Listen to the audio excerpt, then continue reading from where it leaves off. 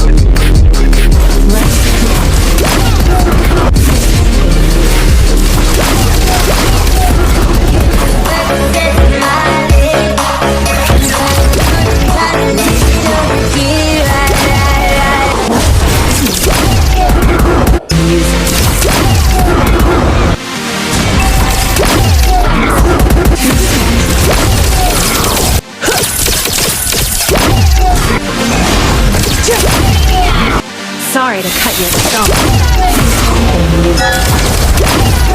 To my ears. It.